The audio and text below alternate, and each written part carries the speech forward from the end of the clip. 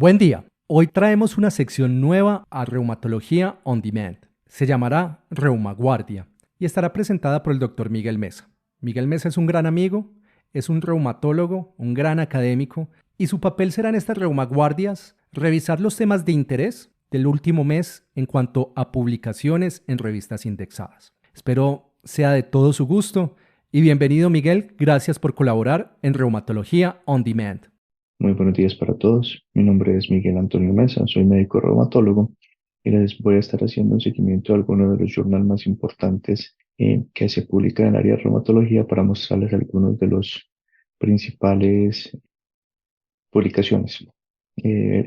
Digamos que la forma en la que se va a hacer este seguimiento es una forma relativamente sencilla.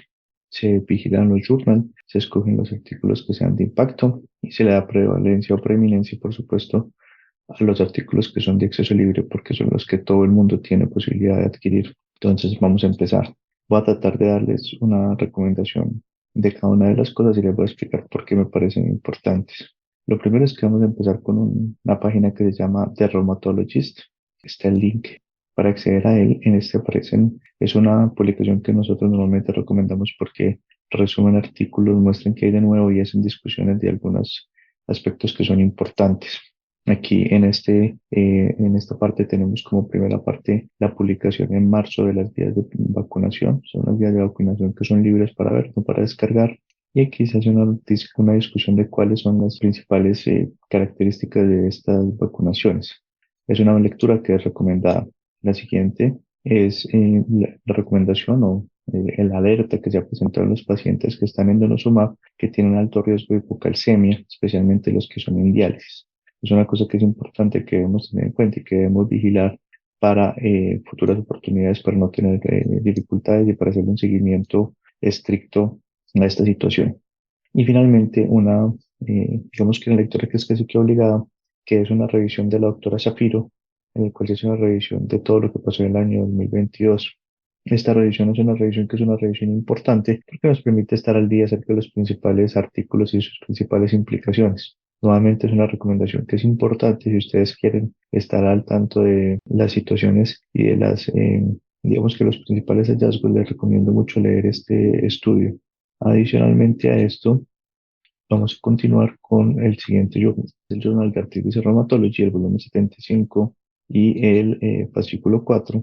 En este hay una revisión, que es una revisión Open Access de dolor en TCA. Entonces, digamos que es un tema que normalmente no se revisa, que vale la pena que lo tengamos presente. Hay una editorial de tocilizumab en la arteritis de células gigantes. Digamos que un consenso para el diagnóstico de piruvato de calcio que realmente es interesante.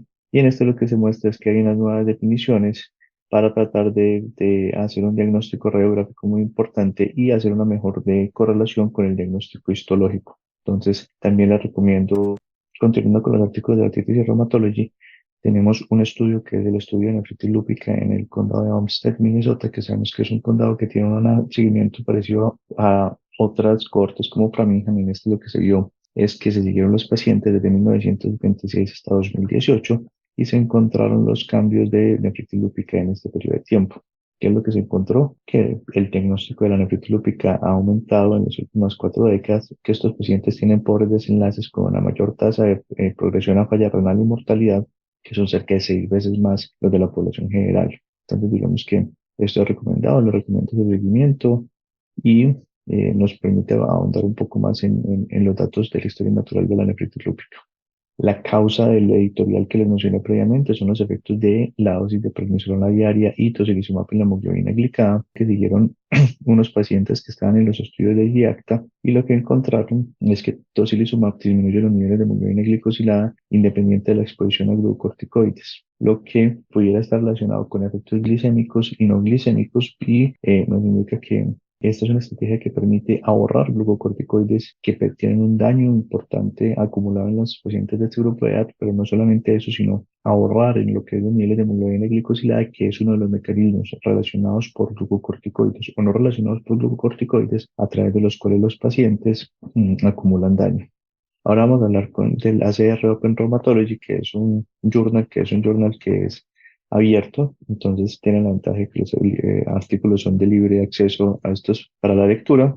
Y en este tenemos algunos artículos que son importantes. El primero es la asociación del síndrome metabólico con obesidad y osteoartrosis, donde se encuentra que el comportamiento de hombres y mujeres es distinto, teniendo la asociación de síndrome metabólico en mujeres y de obesidad en hombres, en lo que nos permite concluir que la parte de la osteoartritis, digamos que el componente metabólico pudiera tener más impacto en mujeres, pero el aspecto mecánico una mayor importancia en hombres. Evidentemente, esto hay que leerlo con cautela, por favor, revisen el artículo, pero es interesante ver que los distintos mecanismos de osteoartritis. También tenemos un estudio que son los cambios cognitivos en los pacientes con lupus eritematoso, donde se hizo un seguimiento de 7 años. Esto es en la Universidad de California en San Francisco, y en este lo que se utilizó fue un análisis que se llama el análisis de Markov. Lo que encontraron es que ellos mostraron que los pacientes eran estables a nivel de la cognición en el tiempo y que los niveles de mayor educación y mayor edad se asociaban a una mayor capacidad de mejoría cognitiva. ¿Esto porque es importante? Digamos que la mayor parte de los individuos con lupus no pasan tienen un cambio de cognición en el análisis de Markov y se mantienen estables en el tiempo. Y lo más importante es que hay que tratar la comorbilidad de la depresión y enfermedades graves que puedan estar asociadas, que puedan empeorar la transición cognitiva. Adicionalmente a esto, nos muestran también un estudio multidominio de la seguridad de guselkumab a lo largo de un año en pacientes con artritis psoriática con o sin exposición a los factores de necrosis tumoral, que es el estudio Discover 1. En este estudio, lo que mostraban es que los 100 miligramos de guselkumab cada 8 o cada 4 semanas daban una mejoría sostenida a lo largo de múltiples dominios en los pacientes que tenían exposición a TNF y en los que no los tenían. ¿Por qué es importante esto? Porque esto nos muestra que el guselkumab tiene un perfil de seguridad comparado a los pacientes del TNF, bien sea si son TNF expuestos o TNF vírgenes, y lo que nos muestra es que pues, aporta datos para la seguridad de guselkumab como una forma importante de afectar los múltiples dominios en los pacientes con artropatía psoriásica. Continuamos con el Journal Libre de MJ, que es el RMD Open. Este RMD Open se lo recomiendo principalmente porque todos sus artículos, como lo mencionamos, son artículos de libre acceso. Y en este lo que encontramos es edición dedicada específicamente al síndrome antifosfolípido. En este se habla del perfil T positivo en pacientes con síndrome antifosfolípido, el pronóstico y el manejo en un estudio multicéntrico. Fueron 204 pacientes, de los cuales 68 eran triple positivos y 136 eran positividad simple o doble positivo. En este caso, los pacientes con triple positividad se asociaron con un mayor riesgo de recaída y de complicaciones obstétricas. ¿Esto por qué es importante? Porque nos muestran que los pacientes con triple positividad son efectivamente más susceptibles a manifestaciones obstétricas, trombóticas y no criterio, así como anticuerpos antinucleares y una edad más temprana al diagnóstico. Y esto es muy importante también porque tienen mayor tasa de recaída de las complicaciones y mayor tasa de SAP catastrófico. ¿Por qué es importante esto? Porque nos va a permitir hacer una estratificación de los pacientes en perfiles de riesgo en SAP y definir las mejores estrategias. También tenemos un estudio que es un estudio de perfil de riesgo en pacientes con antifosfolípido. Este es un estudio francés multicéntrico. En este estudio francés multicéntrico se hicieron pacientes entre enero de 2012 y enero de 2019 y se encontraron distintos grupos de pacientes. Estos pacientes se encontraron los pacientes asintomáticos que tenían la menor tasa de riesgo, el fenotipo trombótico masculino, que eran pacientes viejos con mayor eventos trombóticos venosos, y el fenotipo obstétrico femenino, evidentemente, en el cual había enfermos obstétricos y trombóticos. También había un cuarto perfil, que era el perfil de alto riesgo, que eran pacientes jóvenes con triple positividad, anticuerpos antinucleares y manifestación no criterio o eventos arteriales. ¿Esto porque es importante? Nuevamente porque nos permite hacer una evaluación dirigida a subgrupos para tratar de entender quién y qué se beneficia de qué intervención.